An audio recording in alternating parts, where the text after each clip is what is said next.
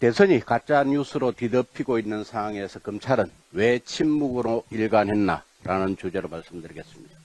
지난해 대선을 앞두고 대장동 게이트의 몸통이 당시 윤석열 후보였던 것처럼 조작된 녹취록을 풀어 대선 결과를 바꾸려 시도한 대선 공작 게이트의 실체가 조금씩 밝혀지고 있는 가운데 당시 관련 내용을 수사하고 있던 검찰은 이런 허무맹랑한 내용이 사실이 아니었음을 정확히 인지하고 있었음에도 불구하고 진실을 밝히기 위한 어떠한 행위도 하지 않았음을 지적하고자 합니다.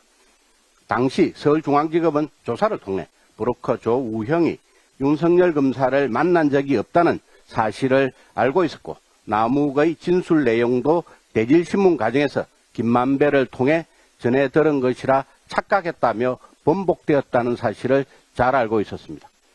그러나 검찰은 사실이 아닌 남욱의 과거 진술조서의 내용이 대선 과정에서 언론에 보도되고 있었음에도 침묵으로 일관했고 김만배가 1억 6,500만 원의 대가를 주고 신앙림 전 노조위원장과 공모한 허위 조작 인터뷰 내용이 보도될 때도 어떠한 입장을 내놓지 않고 있었습니다.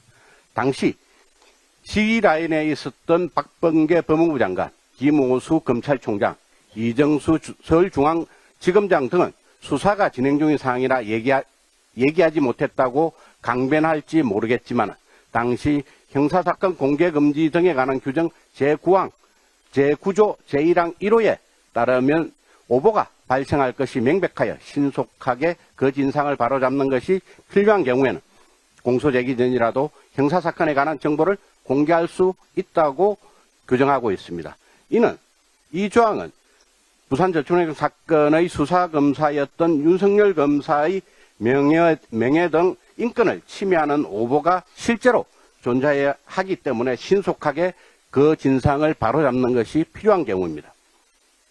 국회 국정감사에서 천하동인 1호 배당금의 절반은 그분 것이 아니냐는 물음에 세간에서 얘기하는 인물, 정치인을 지칭하는 것이 아니다 라면서 친절하게 얘기했던 당시 검찰의 수뇌부가 대선이 가짜 뉴스로 뒤덮이고 진실이 가려지고 있는 상황에서 공직선거법상의 허위사실 공표라는 범죄 행위가 자행되고 있었음에도 왜 가만히 지켜보고만 있었는지 또 어떠한 조치도 취하지 않았는지 그리고 검찰, 법무부의 수뇌부도 일부 언론이나 민주당과 공모하여 대선 공작 게이트에 가담한 것은 아닌지 그 물음에 답해야 할 것입니다.